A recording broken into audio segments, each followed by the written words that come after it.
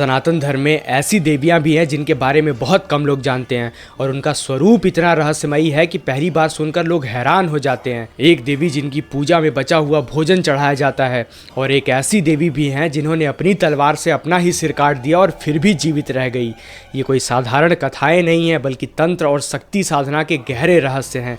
आज हम जानेंगे सनातन धर्म की 3 ऐसी सबसे रहस्यमयी देवियों के बारे में जिनका ज्ञान बहुत कम लोगों तक पहुंच पाया है। पहली देवी हैं धूमावती देवी। ये एक ऐसी देवी हैं जिन्हें देखकर लोग चौंक जाते हैं। झुर्रियों से भरा हुआ चेहरा, बिखरे हुए बाल, न आभूषण न सौंदर्य की चमक, और उनकी सवारी है कौवा। उनके हाथ में एक पुराना झंडा होता है और चारों ओर घना धुआं फैला रहता है।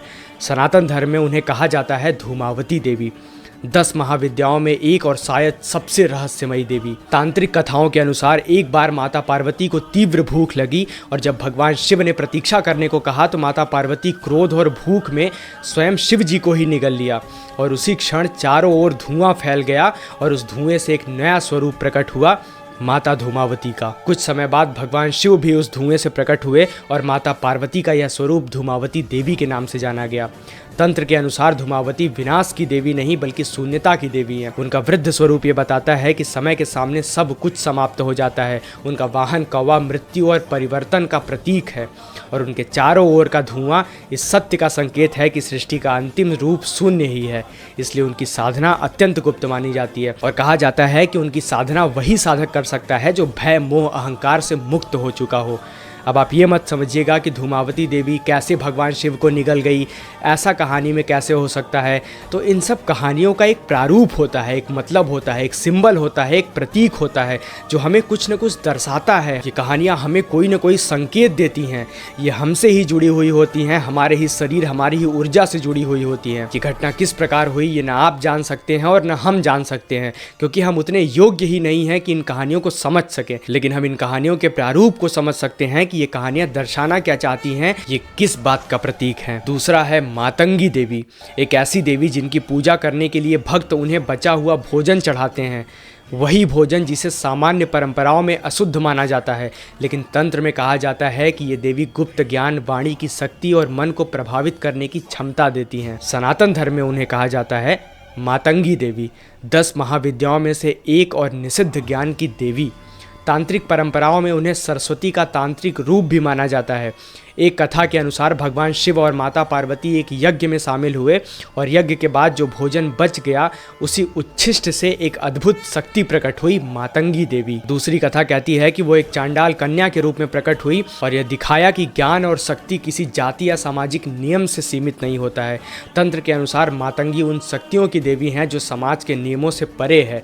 उच्छिष्ट का अर्थ होता है जिसे समाज ने अस्वीकार कर दिया हो और तंत्र का सिद्धांत कहता है कि सच्चा ज्ञान अक्सर वहीं मिलता है जहाँ सामान्य लोग जाने से डरते हैं। इसलिए मातंगी देवी वाणी, संगीत और गुप्त ज्ञान की शक्ति से जुड़ी मानी जाती हैं और उनकी साधना करने वाले साधक को अद्भुत वाणी, लोगों को प्रभावित करने की क्षमता और रहस्यमयी ज्ञान प्राप्त हो सकता है। अब बात करते हैं तीसरी और सबसे रहस्यमयी देवी की।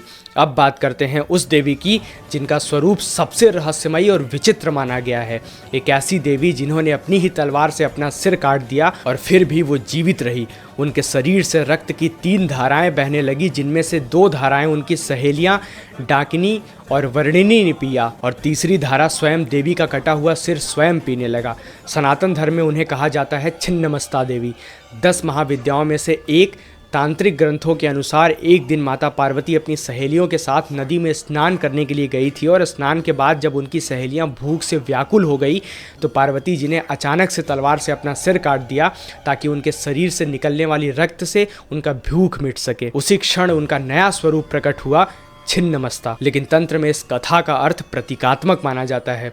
छिन्नमस्ता का मतलब होता है अहंकार का वध। अपना सिर काटना अहंकार को समाप्त करने का प्रतीक है और रक्त की 3 धाराएं योग की 3 प्रमुख नाड़ियों को दर्शाती हैं, इड़ा, पिंगला और सुषुम्ना, और ये बहुत रहस्यमयी संकेत माना जाता है। उनका ये रूप जीवन और मृत्यु के बीच संतुलन, ऊर्जा के बलिदान और आत्म परिवर्तन की शक्ति को दर्शाता है और इसी कारण तंत्र में छिन्नमस्ता देवी को सबसे गूढ़ और शक्तिशाली देवियों में से गिना जाता है। तो हमारे सनातन धर्म में जितनी भी देवियां हैं, जितनी भी विचित्र प्रकार की देवियां हैं, वो हमें एक प्रतीक के रूप में दर्शाई गई हैं। वो हमें कुछ न कुछ सिंबल देती हैं, कुछ न कुछ प्रतीक देती हैं, वो समझाने का प्रयास करती हैं। वो अलग अलग शरीर की ऊर्जाओं को दर्शाती हैं और उनकी कहानियां हमें उनके स्वरूप को और इस जीवन को समझने में और इन शक्तियों को समझने में और आसान बना देता है। ऐसे ही सनातन धर्म के और भी जटिल तथ्यों को आसानी से समझने के लिए सब्सक्राइब जरूर कीजिएगा। हर हर महादेव।